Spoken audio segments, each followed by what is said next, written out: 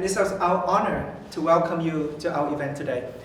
And as the Falun Dafa Club at Harvard Griffin GSAS is an officially recognized club by GSAS, we host casual events like dancing workshop or painting workshop. We have one workshop is coming this Sunday, which open for everyone. And also we host movie screening from the serious one like Silence, to raise awareness about the persecution, as well as something more lighthearted. Like we have another big screening on November 18 where we invite the cast to come. Because the club has two main missions. The first one is to introduce to people, especially members at Harvard, about the practice, how the beauty and the benefit of the practice.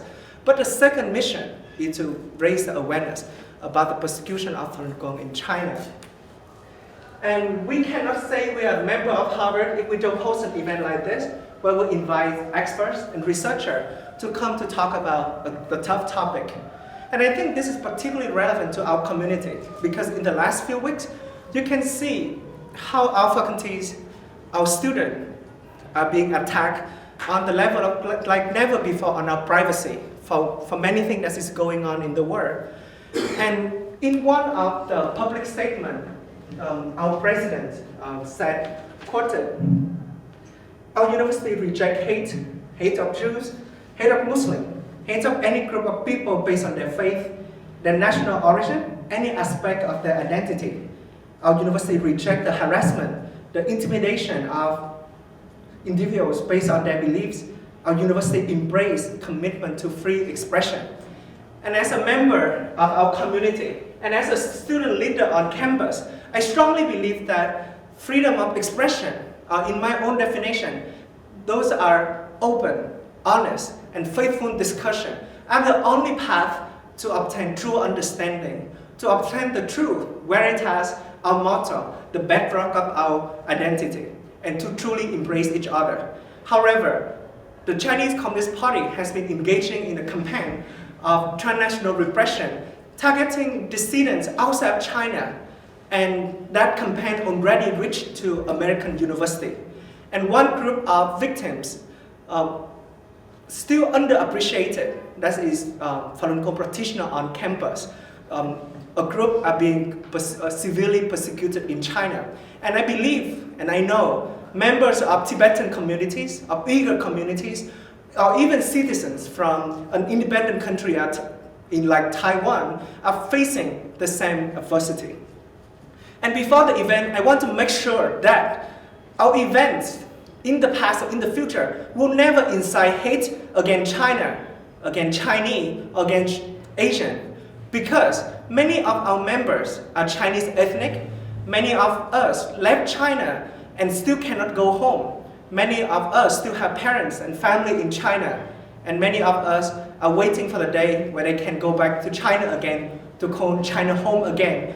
So, to incite hate against China, against Chinese, or against Asian in general is the last thing we could do. And I could say, as an event organizer, I could be very happy to see anyone show up at our event. However, I'm particularly happy if any Chinese student or any Chinese research come to our event, or even just stop by, or just show a bit of curiosity, because I believe that is the beginning of conversation, of removing hate, and of true understanding. And so we are lucky to welcome to our panel today, our panel fly from LA and drive from New York. And the first speaker is Cynthia's son. Before we move on, I also want to reach out and to the Tibetan communities. They are hosting Tibet Advocacy 101 training on November 11th. And you can find more information on the slides. You can talk to us after the event to know more about this event. And the first speaker is Cynthia's son. She's the lead researcher of Falun Dafa Info Center, a center based in New York that has been systematically collect evidence of the persecution. And many of them are first-hand accounts from victims of the persecution. And recently, she just authored a study called Surveillance, Slander, and Censorship, how Chinese Communist Party persecution impacts Falun Gong believer on university. And today she will give us a quick background as well as the tactic that the CCP is using to suppress the dissident. And again, as I said, these events are not to incite hate, but still, we need to raise awareness about the persecution. How can we do so? That is by calling the evildoer by its very own name. That is the evil, like the Chinese Communist Party. And we need to constantly remind people that the Communist Party and the Chinese people and China, Chinese history, Chinese culture are not the same. And therefore, we have such event like this. Thank you, Cynthia.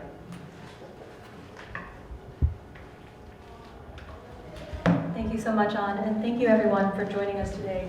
Like he already said, we have a complex issue that lies ahead of us, and my goal is to try to lay it out best for you in a way that you'll understand every aspect and every facet.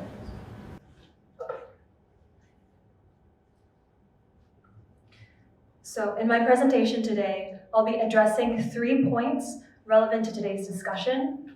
First, a short introduction on Falun Gong and the scope of today's persecution in China according to documentation received by our institution.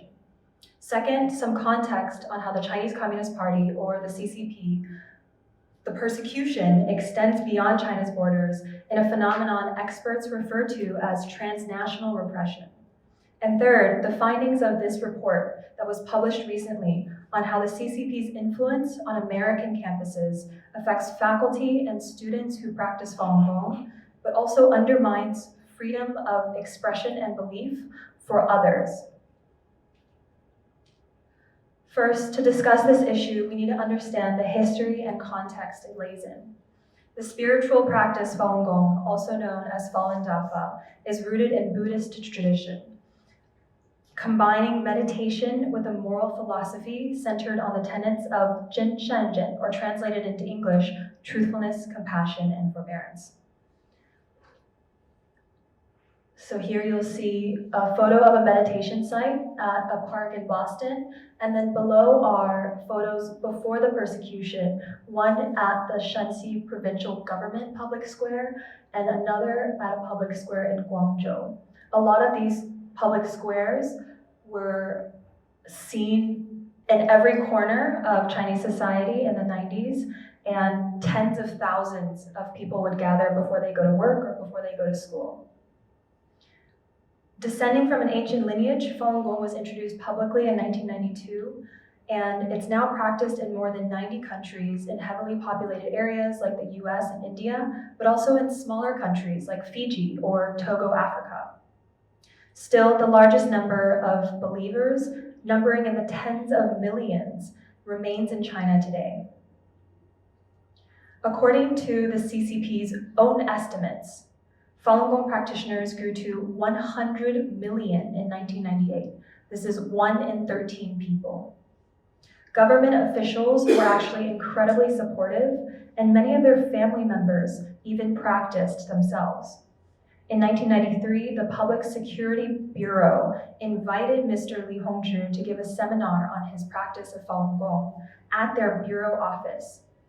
Top officials, including Premier Zhu Rongji, who's an equivalent of a vice president there, approved of the mental and physical health benefits, and Zhu in particular was, quote, very happy about the widespread practice. In the newspaper spreads pictured on the left, CCP state media between 1992 and 1999 praised the health benefits and teacher Li Hongzhi. And the article on the bottom right actually estimated that Guangdong province, which is the southernmost province in China, alone had at least 250,000 practitioners. And when they visited the parks, the youngest practitioner was 2 years old, and the oldest was 93 years old. This popularity did not go unnoticed by then CCP leader Jiang Zemin. Once the number of Falun Gong practitioners exceeded the 60 million number of party members, Jiang single-handedly sent out a directive in an effort to kill two proverbial birds with one stone. Consolidate his power and eradicate Falun Gong practitioners who held beliefs that did not align with the communist regime, such as beliefs in the divine and refusal to participate in politics. In that quote here, he actually ordered the eradication of Falun Gong in 3 months. So within those 3 months, tens of millions of Falun Gong spiritual books, cassettes, and materials were burned. And in the first week alone, at least 50,000 practitioners were detained. However, the order was not supported by many in his own cabinet and many in the general public who voiced concerns about committing a genocide against their neighbors who practiced Falun Gong, their family members, their teachers, their students. So 3 months later, Jiang sent out another directive to begin a propaganda campaign in order to flip the hearts and mind of the Chinese public. The false label of cult was created retroactively 3 months later. And since then, more labels have appeared, such as racist, homophobic. There are even things like, quote, they eat babies and starve themselves coming out of Chinese consulates around the world. Disinformation became the key component to justify this persecution in China and abroad. As a result, the Chinese Communist Party today continues to engage in the systematic and, in fact, illegal effort began by Jiang Zemin to eradicate Falun Gong. I say illegal because nowhere in the Chinese constitution or nowhere in the criminal code does it actually say it's legal or outlawed to practice Falun Gong.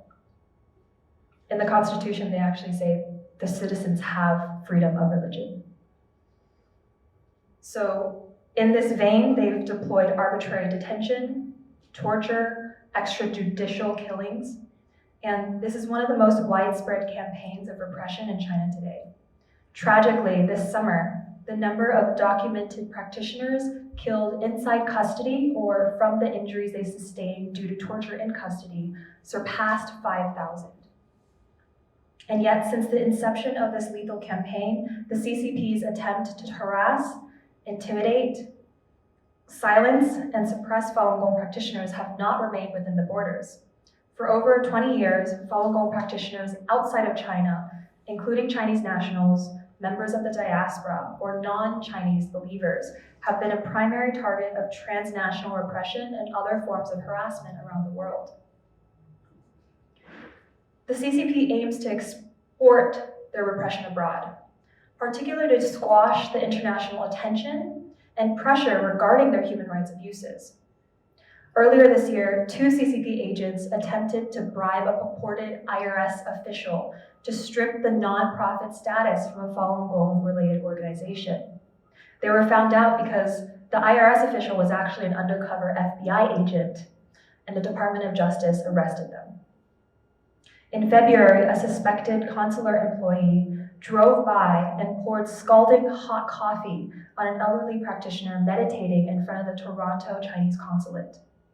In another case outside the consulate, 3 men threatened a meditating Falun Gong practitioner at gunpoint, told him, "Get out of here," and physically assaulted him until he had facial fractures and internal bleeding. And this is just the tip of the iceberg. So zooming back in to our topic today, when Falun Gong spreads in the US, many of the first practitioners were actually well-educated students or faculty at institutions of higher education. Some Falun Gong activists in the US who broke the story of the persecution in the early days were young Harvard, Yale, Caltech, or Georgetown grads, and my colleagues. Today, many young practitioners attend universities and pursue college degrees, while past graduates serve as faculty. Besides practicing their faith on campus and meditating, many Falun Gong practitioners establish student clubs at their universities. At least 45 universities across the US have a club, which regularly organize meditation classes, cultural events, and activities to raise awareness about the persecution. Even as many are able to hold such events, they have also encountered various forms of suppression as the CCP and its proxies seek to extend its persecution from China globally.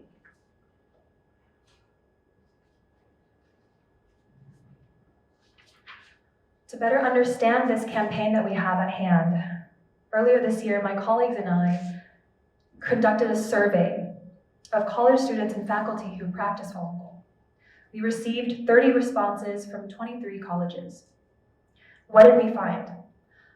For the demographics, among the survey's student respondents, approximately 70% were ethnic Chinese, the majority Chinese Americans, second generation, but also 5 international students from mainland China or Taiwan. The remaining were non-ethnic Chinese students from Hungary, Mexico, Vietnam, and the United States. As for the faculty, all 5 who responded were ethnic Chinese from mainland China or Taiwan. In terms of the CCP's impact on their lives on campus, I would like to highlight 4 key findings. First, physical and digital surveillance is a major concern for them. The Chinese government has been known to monitor Chinese students, diaspora activists, and their supporters in the United States and on campuses. Indeed, among the 30 survey respondents, 7 reported at least 1 incident of suspected physical or digital surveillance. In some cases, Chinese government actors were clearly involved in the surveillance and reprisals. This was especially true for a Chinese international student in California who told us family members in China were called regarding my whereabouts, my phone number, and where I was studying or working. And she wasn't alone. Many Chinese international students told us in privacy that their families in China were harassed as a result of their activism.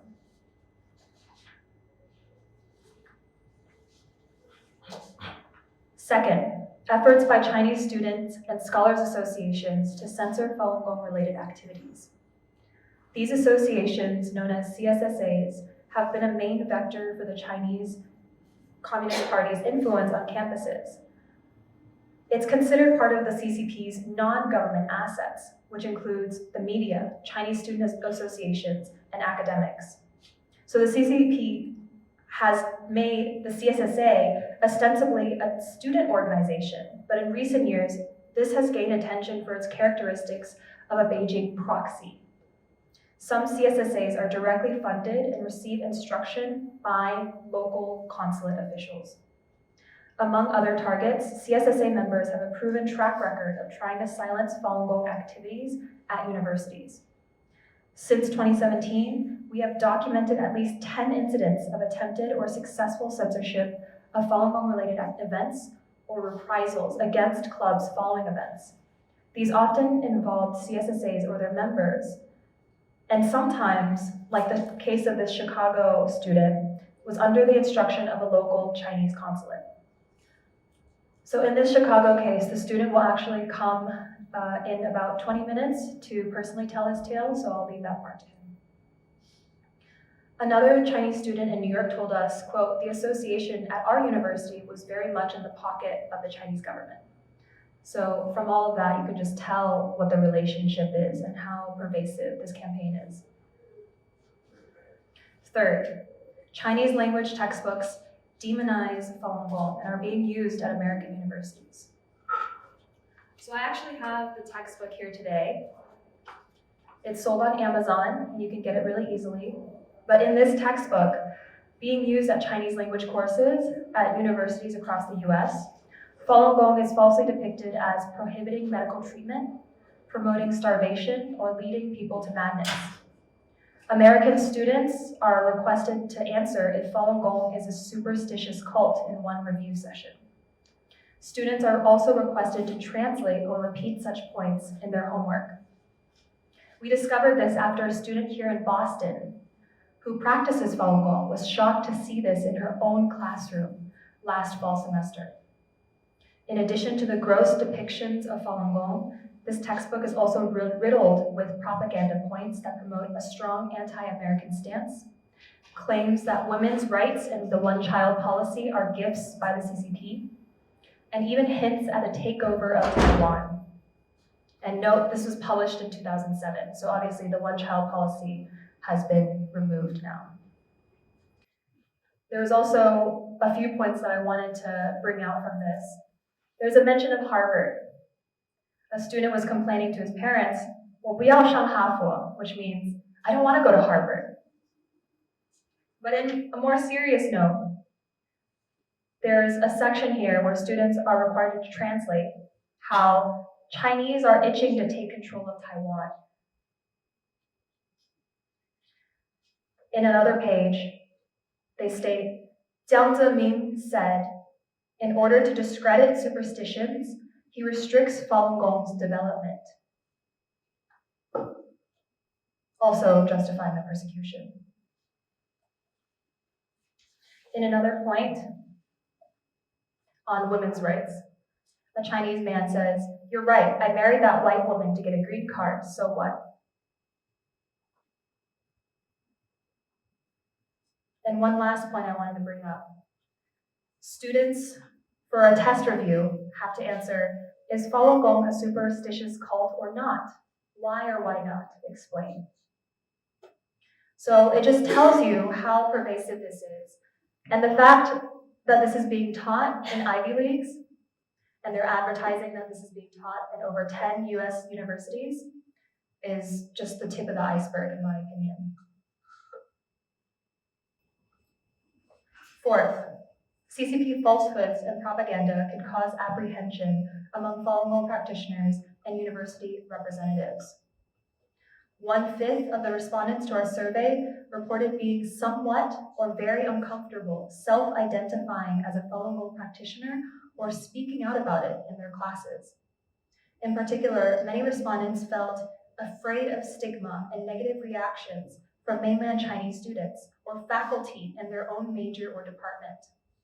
In other instances, the influence of Chinese propaganda and misleading reporting about Falun Gong contributed to confusion about student clubs or activities.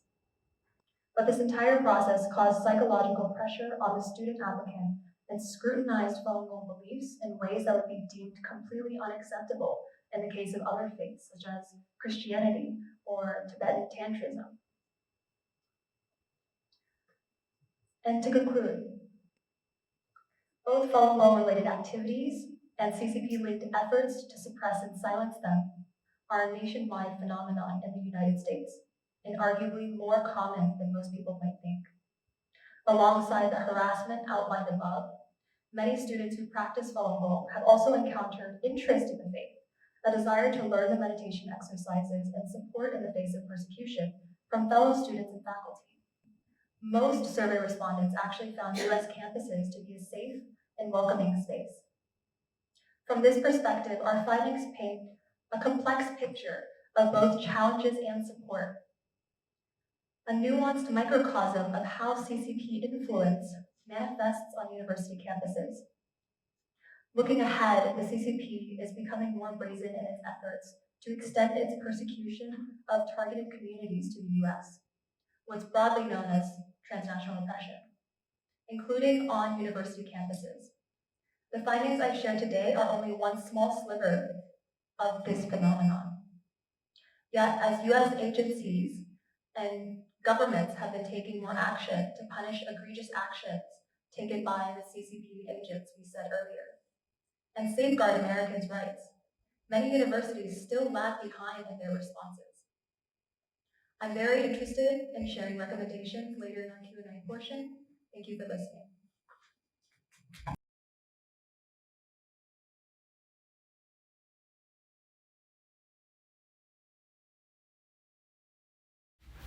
Thank you for the introduction, An. I'm very honored to be here today for what I feel is an extremely important discussion about Beijing's influence on American university campuses.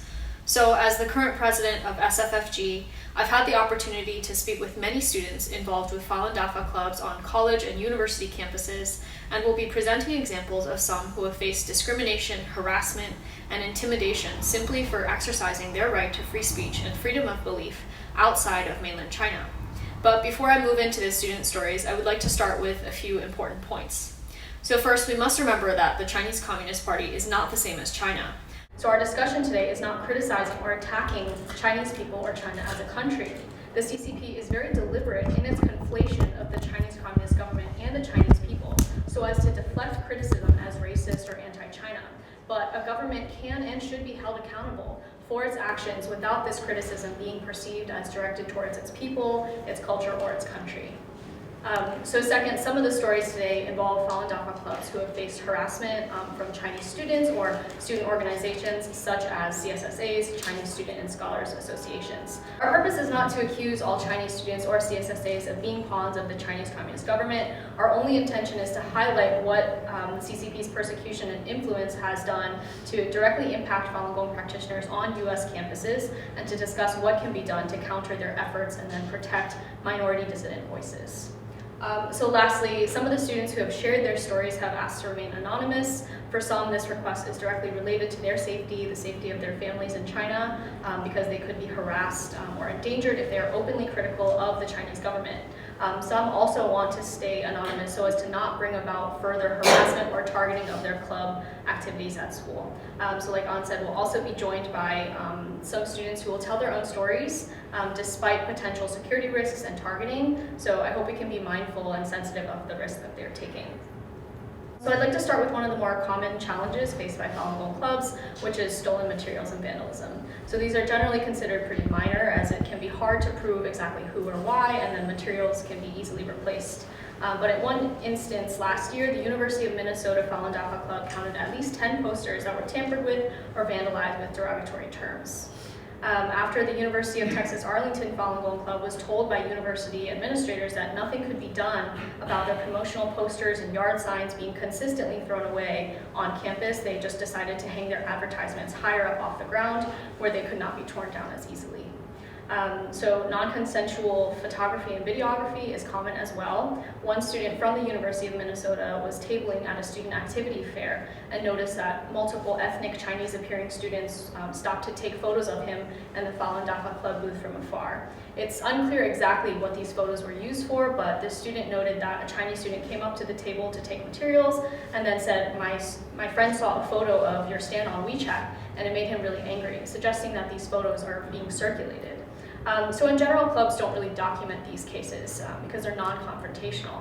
But there is one case of stolen materials and vandalism in Canada that we have more direct evidence for. So after the Falun Dafa Club at UBC noticed multiple instances of stolen booth materials, they were told that security camera footage showed multiple people of Asian descent waiting around the booth until the coast was clear and then throwing all of the booth materials away each day. So a security guard was then assigned to watch the booth, but then came back after her break one day to find the booth vandalized. This was reported to the police, who also recommended reporting it to the university and suggested that there may be anti-Falun Gong activity happening or some specific organizations involved. So direct organized interference of club events is also common. So during a meditation session and petition campaign related to the organ harvesting of Falun Gong practitioners, dozens of Chinese students approached the University of Georgia Athens Falun Dafa Club booth at the same time. So these students not only harassed practitioners, shouting insults and slanderous rhetoric, but they also attempted to stop anyone else from approaching the booth. Some students and faculty were already in the process of signing the petition, and the Chinese students yelled at them to stop and not believe anything they were being told. One Falun Gong practitioner on campus was in the WeChat group for the CSSA and saw that the group had sent out a message recruiting Chinese students to interfere with the event. So the Falun Dafa Club spoke about this with the university administration and the newspaper, and then the CSSA later sent out a message warning students from China to avoid Falun Gong. So it's unclear if anyone from the school reached out to the CSSA directly, but Chinese students did not show up to any events after that. The Friends of Falun Gong Club at University of Nebraska-Lincoln was hosting a booth at the Big Red Welcome Street Festival when a Chinese student stopped by and warned the club. She said, "Be careful, some Chinese students will come and something will happen later." And shortly after this student left, 20 to 30 Chinese students slowly gathered around the booth. A few unfurled a large Chinese national flag over 12 feet in length directly in front of the booth and used it to block people from approaching the Falun Dafa Club booth. The students also yelled, "We love China and you people don't deserve to speak Chinese," at the club members when they tried to speak with them. Event staff had to persuade the Chinese students to move away from directly blocking the booth, but they continued to stand in front with the flag, and eventually 2 police officers were asked by the staff to help supervise.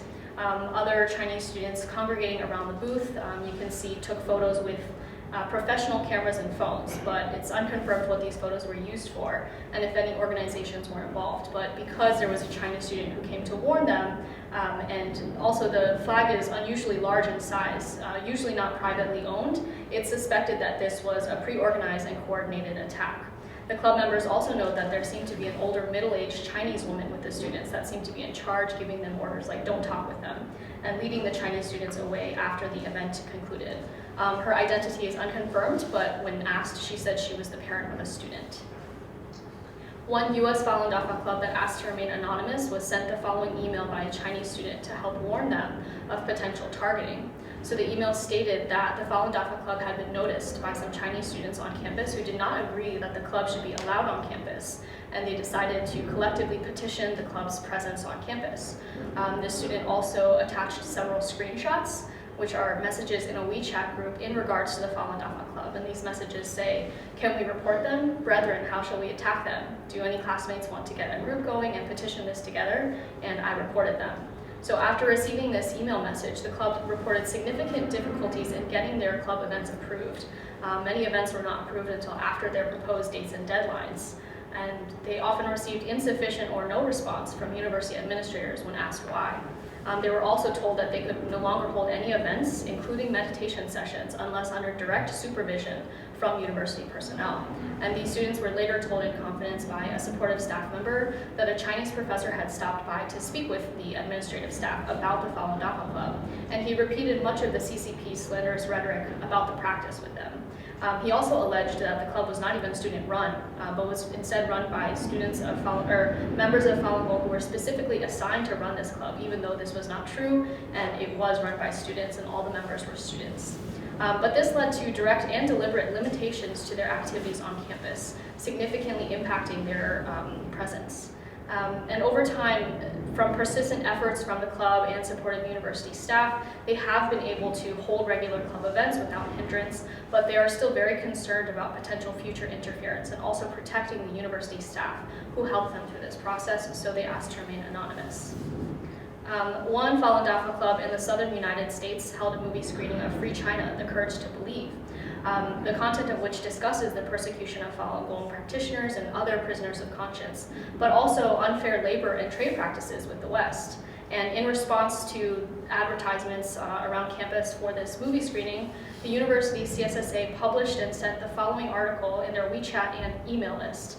So the article is titled, "The CSSA's Stance on the Falun Gong Club's Broadcasting of a Movie on Campus That is Damaging to China's Reputation." So this article reminds, quote, anyone who loves Chinese culture that they must first understand the truth about Falun Gong before watching the movie and being lied to. The article states that Falun Gong is a cult harmful to society and a cancer to modern civilized society that was outlawed by the CCP in 1999 in order to protect human rights and public interest, but that Falun Gong hides under the spiritual/religious organization label to continue lying to the public in America. It continues that Falun Gong is extremely anti-China and a political organization that damages US-China relations, stating that the movie screening and Q&A is not really a movie screening at all, but instead a tool for Falun Gong to spread cult and anti-China sentiments. So the document ends with a reminder that whenever enjoying or supporting events related to Chinese culture, one must stay far away from Falun Gong to avoid being deceived or used. And the ending statement in bold says, quote, as an overseas international Chinese student organization, we must always stand with our motherland and always maintain the image of our motherland. We will forever respect those who love our motherland and each and every compatriot. Thank you to all Chinese people for your support. The above is the CSSA's solemn statement in response to the relevant actions involving China's national image. So CSSA is making public statements such as these to denounce and oppose events or, sentiments related to China on campus by other groups has been seen many times before. In 2017, the UC San Diego CSSA, they posted a public statement on Facebook and WeChat against the university's decision to invite the Dalai Lama to speak at graduation commencement with similar rhetoric that this was anti-China and was disrespectful to Chinese students. And the UC San Diego CSSA also said in their WeChat statement that they had specifically reached out to the Consulate General in Los Angeles to discuss this matter and direction, where to go, how to proceed. The CSSA is also suspected to have been involved with the coordinated disruption of a 2020 Brandeis University webinar on human rights atrocities against Uyghurs in the Xinjiang region. And interestingly, a common theme and repeated rhetoric seen throughout all of these coordinated attempts to silence and disrupt events is that these events are offensive and disrespectful to Chinese people, despite the fact that many of these groups, or members of these groups, and minority groups hosting these events are Chinese themselves. And students who disrupt and protest these events also claim that the content of these events are inappropriate, should not be allowed to be presented if universities truly believe in diversity, inclusivity, and supporting Chinese students. So I faced a lot of these same accusations during coordinated attempts to challenge the Falun Dafa Club's presence on my campus. I graduated in 2021 from University of Pennsylvania School of Dental Medicine. And I was the president for 1 year of the Falun Dafa Club at Penn. So in 2021, we hosted a virtual screening of a documentary named In the Name of Confucius in collaboration with 10 other Falun Dafa clubs across North America, as well as Students for a Free Tibet and Athenae Institute. So this documentary exposes the controversy over Confucius Institutes. So UPenn was offered a Confucius Institute contract, and they rejected it. This was a unanimous decision of the East Asian Studies faculty at the time, which I think was like 2007, 2008. But just a few miles away from our school, though, Temple University did have a very active Confucius Institute. And then that same month, March of 2021, Tufts University, they closed their CI. After months of campaigning from Tibetan groups, Hong Kong groups, they closed its Confucius Institute. And that same month, the US Senate also unanimously passed a bill to tighten controls over the Confucius Institutes. And then also the film discusses how the first person to whistleblow about Confucius Institutes was an instructor and Falun Gong practitioner in Canada. She was forced to sign a discriminatory hiring contract that specifically said she was not allowed to practice Falun Gong if she was to work for the Confucius Institute. So for all of these reasons, we were very excited to host this, what we thought was a very relevant film screening. And we actually invited the university president, the provost, the CSSA, and the director of Temple University's Confucius Institute to join the film screening and have a discussion. And so given that this was particularly relevant to the UPenn community and about academic freedom in general, we asked that this specific event be posted on our Graduate Student Assembly's social media to reach a broader audience, and the event posting was published in their weekly newsletter as well as on their Facebook and Instagram. And the backlash from just the posting of the advertisement was almost immediate. Comments and emails flooded in for almost 2 months straight, even after the event had finished. And so what I found very interesting was that most, if not all, complaints centered around these sort of 4 arguments. So first, it was inappropriate for GSAS to advertise an event hosted by Falun Dafa Club because choosing to advertise our event was in fact political propaganda offensive to Chinese students. 2, Falun Dafa Club, Students for a Free Tibet, and Athenae Institute. They are anti-China groups with the sole purpose of criticizing China and provoking negative sentiment towards China.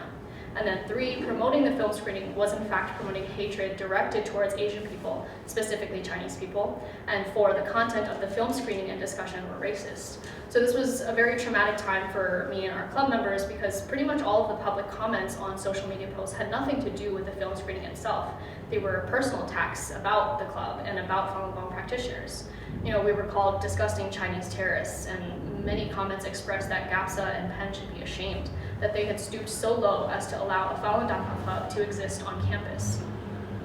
There was even an open letter petition that was started in protest to the promotion of the film screening event that was signed by over 70 Chinese international students. So it claimed that the nature of the documentary and film screening event were highly controversial and political and offended many Chinese students on campus because it was, quote, the only political propaganda GSAS advertised in this whole year.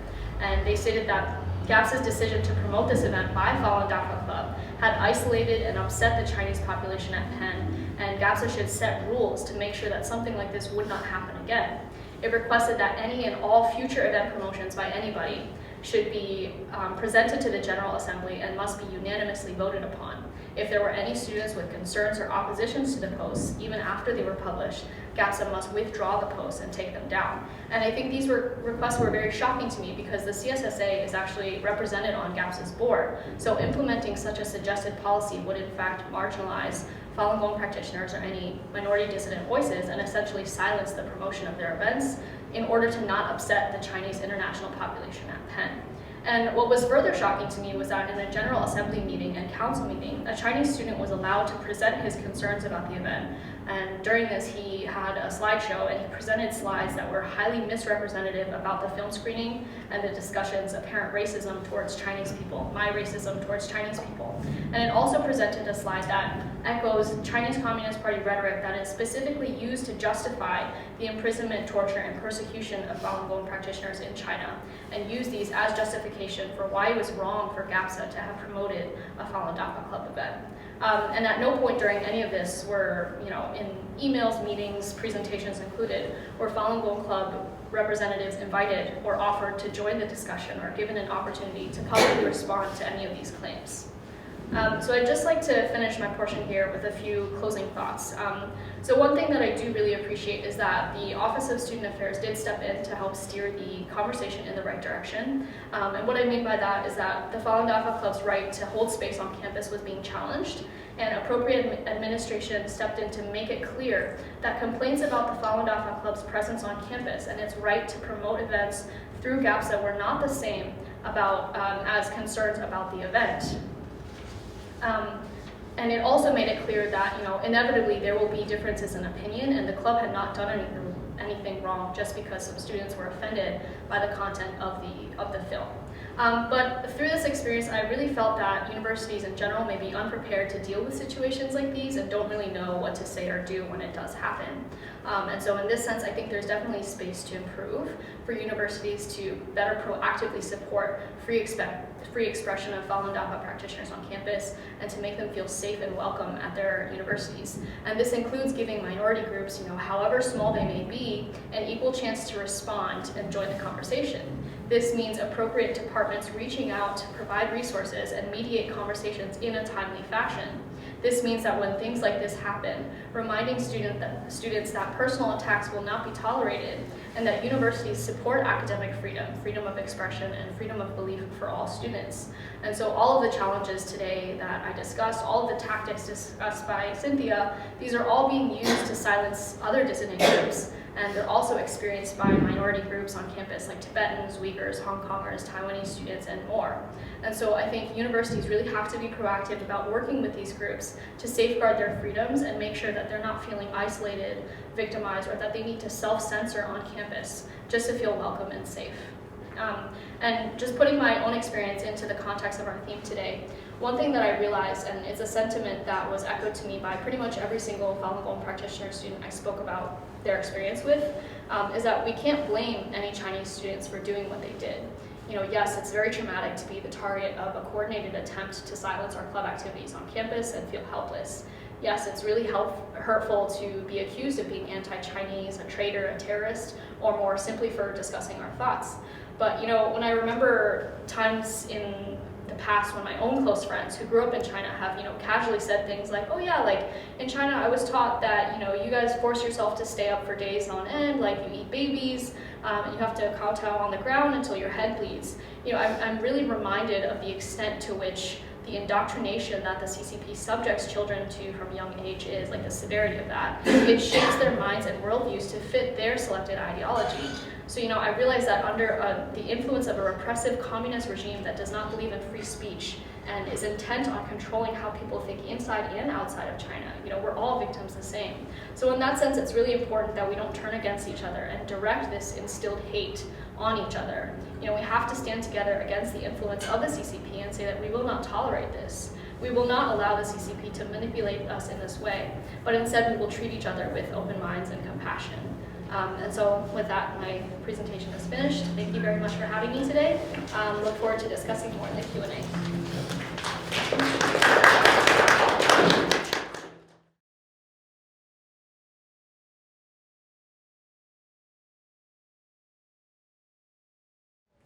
One of our student victims said he wanted to protect his identity because of many reasons. So we have this set up, and we will prioritize your question. And we also have our own discussion if the discussion gets slow. But first, I think we can hear two quick stories about what happened with you. You can introduce yourself or not. It's up to you. Hello, everyone. Thanks, Anne, for inviting. I'm a student at Harvard Chan School. It's at the other side of the river. And about the persecution, one instance is I tried to like in dormitory I lived in a house, so I have meditated there, and I offer like I will teach Falun Dafa for anyone who's interested, and I posted in the group chat of the. And then afterwards, that the residency advisor told me that, you know, after the post there, we received emails from Chinese students saying that these people are cult members who burn themselves. They should not be allowed to have meditation workshops in this dormitory. And so that's how I got to know about this. But fortunately, the residency advisor came to one of the movie screening events, which was about the persecution. So he understands of like what was actually going on. Thank you so much, David. And any of you have any question, you can direct to a specific speaker, or you can like ask the whole panel in general. So how about I start first? I think for me, my first question is, how do you discern about the influence of the CCP to concert any interference? Or it's come from like personal expression? Because I believe a lot of the Chinese students who show up in that video, actually they did it because they thought it's what right. They are protecting their mainland, they're protecting their motherland. So how we discern between these two different, and what is the right response or right action we should have? Anyone want to start? So I think An's question is, you know, how do you discern direct transnational repression from the CCP versus Chinese students who are just simply trying to express their freedom of, you know, free speech? And I think the University of Nebraska-Lincoln instance where, you know, Chinese students came to physically block people from coming to their booth with the flag. Actually, when I spoke with that student, he said something that I think really embodies this whole discussion. It's the student said, you know, I understand if you're upset. You know, it's your right to protest if you want. You know, this is America. You have free speech. But we are the Falun Gong Club on campus. We registered for this booth. We're allowed to be here. If you want to express your opinion, maybe you can set up a club. Maybe you can, you know, host a booth and, you know, have your own free speech. You know, our purpose is not to say people cannot say what they want about Falun Gong, about China, about the persecution, you know, about dissident groups. It's that this coordinated attack and intent to silence dissident groups is wrong, especially on university campuses where we have academic freedom, and especially in the United States where, you know, freedom of expression, freedom of belief is celebrated. So I think that's my answer. I wanted to touch upon a similar but kind of different vein to that topic. When I was talking about the Chinese textbooks, the student in Boston who actually discovered this textbook in her own Chinese language class last year, she talked to her professors and her fellow classmates about it, and the professor acknowledged that, you know, there are nuances, you know, this isn't entirely, you know, fact. We do have to take it with a grain of salt, but we're going to continue to use this textbook to teach other students going forward. So even though they were supportive, you know, of her beliefs, and they, you know, felt sorry that this was being taught in a classroom where she was sitting in and she had to repeat these propaganda topics that, you know, her belief is a cult, her belief makes her starve. Even though that was the case and they were empathetic about that, they were still unwilling to either vet the curriculum, bring it up to administration, and it basically was just like, oh, like, you know, it still teaches Chinese, so we're just gonna go over. I think that's such a disappointment because there are Taiwanese language textbooks that could be taught. Singapore, Hong Kong all have their Chinese language textbooks that could be, you know, reviewed and actually replaced for this problematic curriculum, because it's not just about Falun Gong. When I was talking about the other instances mentioned, like about taking over Taiwan in the textbook, or about, you know, putting down women and pushing the one-child policy, and, you know, thanking Jiang Zemin, thanking the Chinese Communist Party for all it's done for the Chinese people, it's a whole host of problems that are being taught to American students who don't know better, to be honest, because they're 17, 18, 19 years old. and this is what they're being taught in their classes. And I don't think that's free speech because it's rewritten history. And so I think that's the difference. Yes. Thank you for your candor and your comments. Cynthia and Emily, in particular, thank you for distinguishing between the Chinese people and the Communist Party. I'm a faculty member here at Harvard. Harvard's Global Advisory Council is a small body of very influential people who have direct access to the leadership and who have a strong voice in the strategic direction of the university. I welcome your thoughts on the fact that there is a CCP member on the Harvard Global Advisory Council. And to your knowledge, are there any members of Falun Gong on the Harvard Global Advisory Council? Thank you. From what I know, I don't think that any faculty at Harvard being advisor for Harvard at this moment. But this is from my knowledge. And talking about, I think for a long time, especially before I formed the club, when I applied the club, and I mentioned we need to get approved by the deans and the student councils. And through the process, everything was very smooth until the day of the approval, where in this very room, a few members of student council said, "Do you read the main teaching of your teaching?" And I said, "Yes." And the student said, "Do you know in your teaching, you are preaching this and this?" And again, that was 20 minutes of me trying to make sure everyone understands that that's not who we are. That's not the purpose of the club. But the aftertaste of that is, it's hard because it's like the group of being, I'm not from China, but I'm representing the people who are being persecuted. But in that very setting, the one who are being persecuted need to find approval from the same ideology, the same narratives that have been using to justify the persecution. So for the few days, I found very hard, and I feel lonely at Harvard. However, one thing I learned in the last 8 months, 8 months in March, that is, there are two things I learned, and I think the staff at the student center helped me a lot. That is, first, to acknowledge people's concern, and everyone hold to their concern. And at the same time, be clear about our message. Be clear about what need we can provide to the student here. And since then, own up our flyer, own up our poster, and even event here today, allow here today, even have the permission to record the speaker. And I just feel like at Harvard, they still have that support. And since then, I think like, I feel happy that we slowly become members of Harvard community, not from top down, but more like from bottom up. I have a few thoughts about the faculty member. I'm actually not worried that there's a CCP member inside the council. What I'm more worried about are faculty members that are non-Chinese being coerced and manipulated on lavish trips to Beijing, to honeymoon destinations, to Xinjiang, saying, there's no concentration camps in Xinjiang. No one's being persecuted, everyone's singing. They're learning Chinese, it's wonderful. A few months ago, a dean at, I believe it was USC, posted on LinkedIn that she was very excited about the new revigorated opportunities bridged between the China campus and UC system.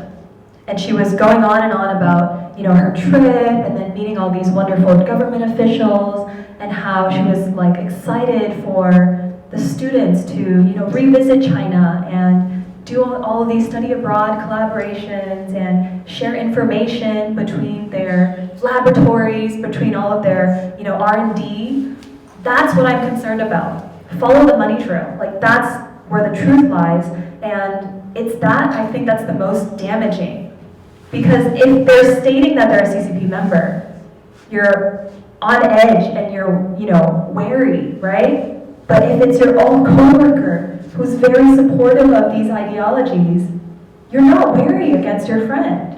Because they're your friend. But they've been on these $1 million trips to exotic clubs in Beijing and Shanghai, and they're paying and doing all this donor collaborations and putting together all this funding for Beijing. We all know that there's no public education institution in China. Everything, even if it's private, it's run by the state.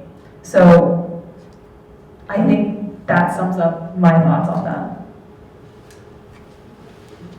This isn't directly related to the question, but sort of the sentiment that An was bringing up, and I think I encountered this a lot when I was being specifically targeted, with accusations that, promoting Falun Dafa Club's event marginalize the Chinese minority on campus. It's offensive to Chinese people on campus. And I personally believe that there was insufficient response from our administration, to support Falun Gong Club members. But really what that told me is that we only support the minority that is the loudest. Falun Gong is never going to be more than the Chinese students on campus. At least up until now, that is never the case. Tibetan Uyghur minorities are never going to be more than Chinese voices. But what that told me is that if you are the loudest, you can influence them.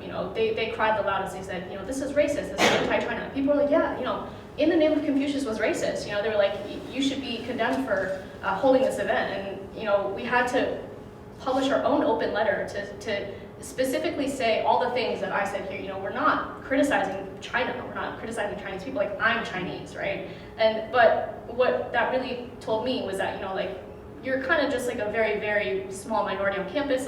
You'll be gone in a few years. Let's wait until this blows over and then, not talk about it. So for me, there was insufficient response. And so my purpose is to say, there really needs to be proactive, support of minority voices on campus. Actually, on that note, on the opposite side of the spectrum, I believe there should also be sufficient support and fundamental structure supporting teachers and faculty who are ignorant of the situation, need to have an understanding of what the student population and what the body is like, what they believe, if there's anything that they need to be worried about in terms of student security, student privacy, student safety. That Chinese international student who was saying that, the Public Security Bureau was calling her family every day about her whereabouts, where she was working, what she was doing, her phone number. That's a Chinese international student on these campuses, and faculty aren't doing enough to protect her. And she has to go as far as reporting it to a human rights organization to get that out. So I feel like I'm not blaming faculty for not knowing about the situation, because the Chinese Communist Party has been successful in suppressing this information from getting out. But there should be, now that this information is actually out there, my report is out there, there's more than enough government support for it right now, and investigations going on nationwide. I believe it's time for universities to start putting in a code of conduct for teachers, for students, start putting it in orientations, for Chinese international students or otherwise. These are the minorities being targeted, and just put more awareness out there for that.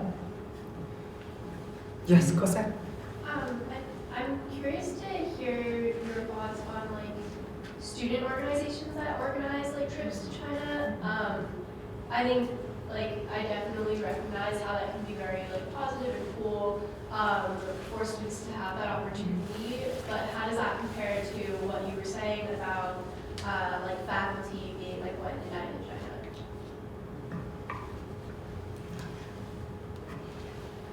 Just as a disclaimer, I've gone to China before. I have gone on travel trips, paid for by my parents.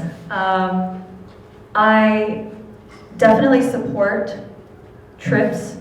I think it's important to have that orientation before the trip that all study abroad students and all programs have on the dangers. I went to Switzerland for my study abroad. They said, if you go to these countries, you may get kidnapped. There are terrorist organizations active in the area, and on these areas, you really have to pay attention to safety, and they would give you all of these cautions so that you're well prepared ahead of the trip. I think for the case of student trips to China, they're also receiving an orientation, and I believe that students have the right to go in with their eyes wide open.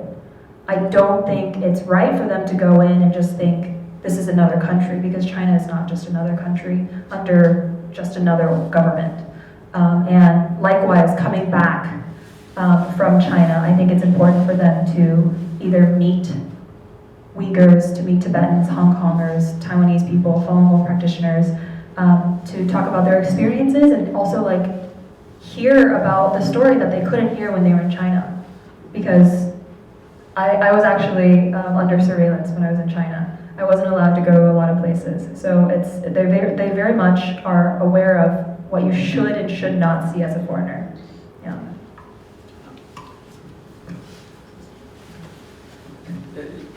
Yes, I was thinking about like the asymmetry of information, because like in China, like I learned that from my Chinese friends there.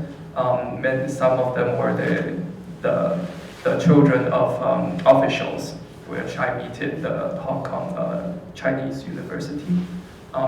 So like the ideology is like very, very different. Like in China, everything is because of the party.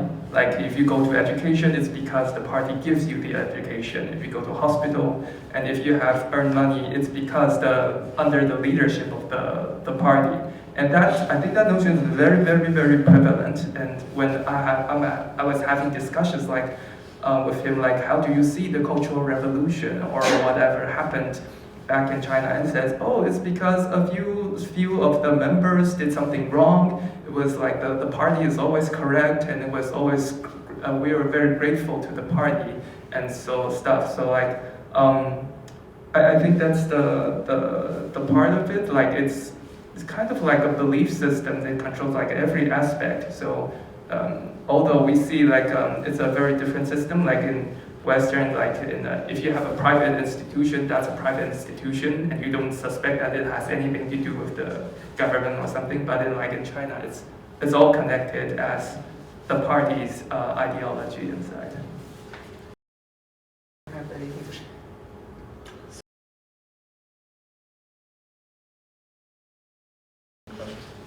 So I think part of what your question is asking is actually pretty heavily discussed in The Name of Confucius. I really recommend you watch it because, and with the panel that I discussed, we invited Dr. Perry Link.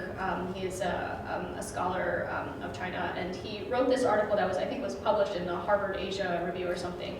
And it kind of discusses this idea of not showing the full picture, right? So the trip to China is not the problem, right? The problem is that the CCP deliberately paints a picture that is only part of the truth, right? It only shows you what it wants you to see. And so he has this very smart analogy to a man strangling a squirrel. He doesn't show you that he's strangling a squirrel first. Like, it's just from the head up. It's like, is this a nice guy? It's like, yeah, he's a nice guy. And then it shows you he's strangling a squirrel. Like, what do you think of him now, right? What if I cover up the fact that he's strangling a squirrel now? Do you still feel the same about him? And the CCP is very smart in that it thinks in generations. It doesn't think about right now, changing your opinion right now. It wants to educate a generation of students who have this very friendly idea of China. It's beautiful, like, yeah, like we went to trips, delicious food, like Gongba TV, like all this stuff. But what it's not telling you, what it refuses to allow to be told that is important, right? So this partial picture idea. So, if you haven't seen that documentary, I really recommend it because I think it really gets you thinking about this whole idea. It's not China that's a problem. It's not the culture. It's not going on trips that's the problem. It's what the CCP refuses to let be told that is the problem. Just one last point, since today's topic is on Beijing's influence at American colleges and our education institutions. The Confucius Institutes, most of which are disbanded now, are just the tip of the iceberg. The textbook is one example, but also if you look at the Chinese language schools in K through 12, they're called Little Red Classrooms. The CCP specifically pays and puts in a Chinese language program near strategic points such as around DC or around military areas in the United States. Hundreds of Little Red Classrooms are around the United States. They're being taught by Chinese professors who have had at least one semester of teaching in Marxism and also Xi Jinping thought. So if you just look at the money trail, again, it's really pervasive how they're trying to teach kids from as early as kindergarten these things. And whenever they define Hong Kong, they define it as an opposition movement. Whenever they define Taiwan, they define it as theirs. So it's really just ugly and how sophisticated, how well they built these in our own institutions. And I think that's what I'm most worried about. Thank you. Now talking about money, and I think there's one question. So why did American university need to maintain these groups where you can say like maybe the whole campus there's only one student? And actually in our written answer to the student council, I need to answer the question like what specific need will your group provide to the student in our communities? So now I want to ask you, what need do we provide or do we meet for the student here? Because knowing about a group of people in persecuted, what is the benefit of it? Why the university should leave the right for us to book the room, to use the resource, to advertise on the channel that all the bigger group have 100, have 1,000 members to advertise their party, their trip, and so on and so. Why they should give you the same treatment? My answer to this is very short, so listen up. This panel cannot be put on and hosted in China. It can be only hosted at Harvard or American universities. And I think that speaks volumes by itself because although a large majority of Chinese believers in China today are still being persecuted, much of this information can only be found outside of China. And so I believe we provide another perspective and just part of the fuller picture, like you were saying. I think just echoing the sentiment that I already expressed, that, what I really felt was that when I was not supported at all, but, they were like, we really need to support Chinese students. It's like, well, we support Chinese students, but not you, because you're just one Falun Gong practitioner, and how many of there are you? 10, So I think it's really important that, if universities are trying to support all students, which is ironically what the Chinese students said, they said, if you want to support all students, you should not allow this event to be advertised, right? And I felt that was so hypocritical. I was like, well, you're literally saying that I'm not allowed, right? So, and, I presented maybe 5 or 6 instances of this. What about all the ones that are too afraid to say anything, who didn't want to reach out to me and tell me their story? What about the ones that, face microaggressions every single day, right? Who come here to study, to learn more, to open their minds, but then are still feeling trapped and helpless, that they cannot be truly who they are because they're not being supported in the United States on their university campuses. So I think that's why it's important. Any last question? Any sharing?